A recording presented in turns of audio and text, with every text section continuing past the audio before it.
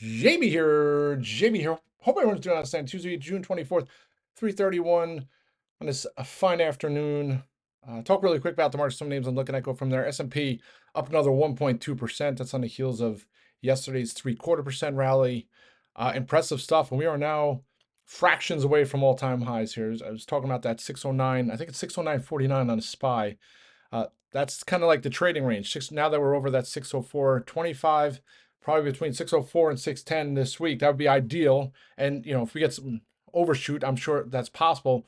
But I don't want to see things get too crazy. But I do think, and I was putting on a watch list this morning, it's like 620 is probably going to happen before 580, right? That if I had a probability, I would say there's like a 85% probability that we hit 620 on the SPY before we hit 580 again. And I'm pending any shenanigans. You don't know. There could be headlines, tariff concerns, all this stuff's out of the way. But it's like you kind of like riddle yourself this, right? So if the US, um, if this, would the markets be this high without this fiasco, right? Like if without the Iran-Israel conflict and everything that went on, will we be sitting at 607 on the SPY right now? Or, almost 608, right? So to me, again, I just think it's the de-risking of the Middle East, which has been historically one of the most, there's always tension there, always conflict, always uncertainty of what's going to happen, and this maybe takes out some of the uncertainty. Of course, now you get reports that the U.S. bombing didn't take out the nuclear sites or their capabilities. They were able to get some of the enriched uranium away. I mean, if you were smart, and you would have to think that. I mean, uh, they you would have removed a lot of that stuff beforehand, right? The threat once Israel was starting to get into your country. So, anyways, that's the Iran Israel thing. Hopefully that kind of gets set out and we can kind of move on from that. Hopefully some of these other geopolitical situations, Ukraine, Russia, start to get settled out too. And then the other part of it, right? So, I was making a case this morning too with the oil price. It's funny. The instant there's any tensions, it's like I don't know if the big oil, like they continue to just feed all these media outlets to make you want to think that oil prices are higher. I think it's Joe Fahmy who said it a couple weeks ago. It's like when oil prices go down, the barrel of oil goes down $10, the gas pump goes down 2 cents, but when it goes up $10, it goes up $1, right? It's just never proportional to how much oil prices move. Of course, there's some oil's refined and there's other costs that go into it. So I mean, it's not going to be a tit for tat move, but it's funny how it works. But anyway, it's like big oil's paying the media to tout this crazy uncertainty in the Middle East so that they can justify oil prices and gas prices going higher. I was just again, I'm not don't like to play into conspiracy, right? But it's like I mean, there's lobbyists, right? I mean, the oil companies lobbying. It's just how the world works. So in regards to oil prices now, I mean, we're hitting it lows not seen in a couple months. You start breaking under 60 on oil, and we'll see what happens. But there were lots of chatter was oil prices going up about another notch of concern with inflation. Right? Maybe we have the tariff worries. It was egg prices. Oh my gosh, like all these different things, and they've all been kind of removed now. So we'll see here on the SPY, right? So my concern now is like we've climbed all these walls of worry. The market continues to climb the wall of worry and all these headwinds. And it's like the market probably is going to fall when there's nothing, right? That would be my fear. So uh, hopefully that's not the case. It's hard for me to come up with a situation now, especially with the strong earnings, the data coming in stronger than expectations. And then we're on the brink of hopefully some of these tariff situations getting resolved, hopefully positive outcomes. I think that'll bode well into the summer. So we'll watch here on the SPY. Upper Bollinger Band is 606.28. We're above that right now, so maybe some chop around tomorrow. We'll see. And then I wouldn't be surprised to see 610 before the end of the week.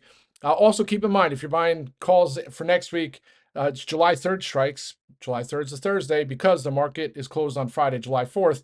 And also of note that the market is closed. It's a half session on July 3rd. So I love half sessions. I remember looking, it's like last year before, it's like one of the few times July 4th has a half session the day before, and I always miss those half sessions just because it's like they pack in so much action in a short period of time. A lot of times when you train options, like on a day like today, the action happens at the start of the day and at the end of the day, and in between, pending any craziness, it's like chop, right?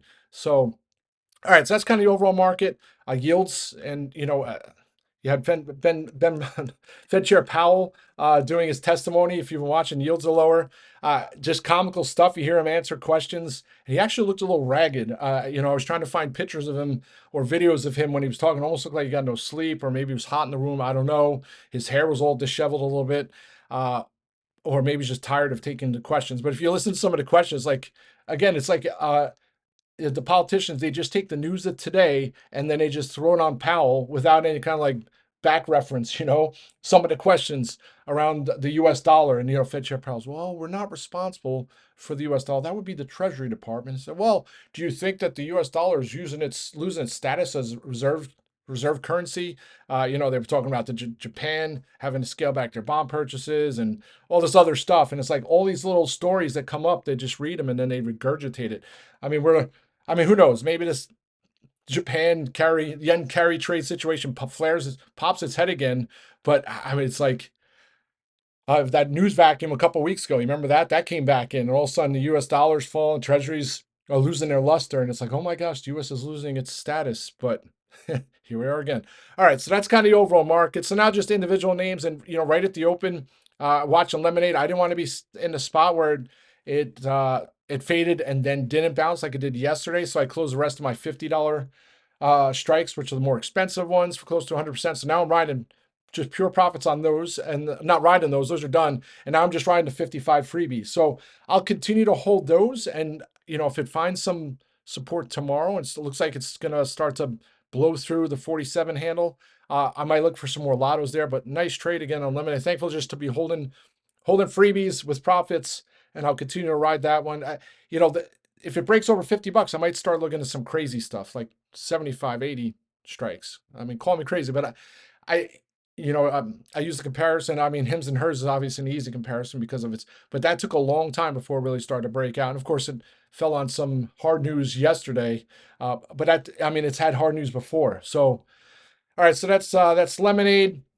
Dell's starting to finally broke over 120. It's frustrating here. Dell, when it was 118, my 130s were a double. Now it's sitting over in the 120s, and I still have plenty of time on my July strikes, and my 130s are not where they were when it was in the 118. So to me, that just means I'm just going to hold tight.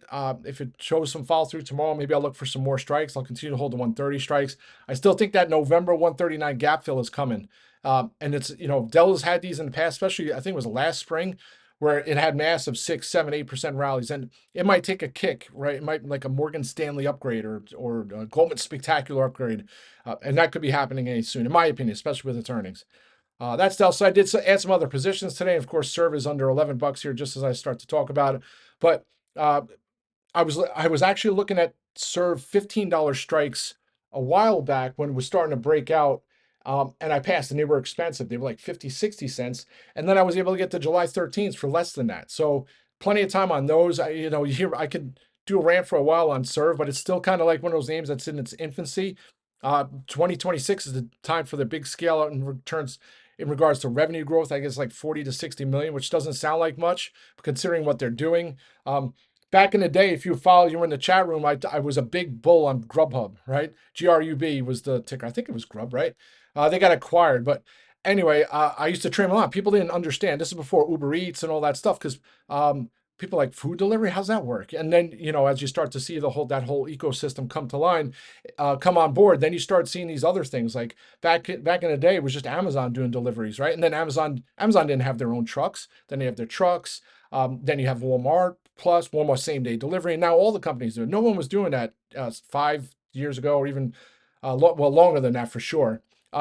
So there was always this last mile problem, right? So you get to the warehouse, or if you're a restaurant, whatever, getting that product, service, goods, whatever, to the last mile to the customer. And that's why I always liked the Grubhub and the Uber Eats and the DoorDash, and which I haven't traded DoorDash, or at least not recently.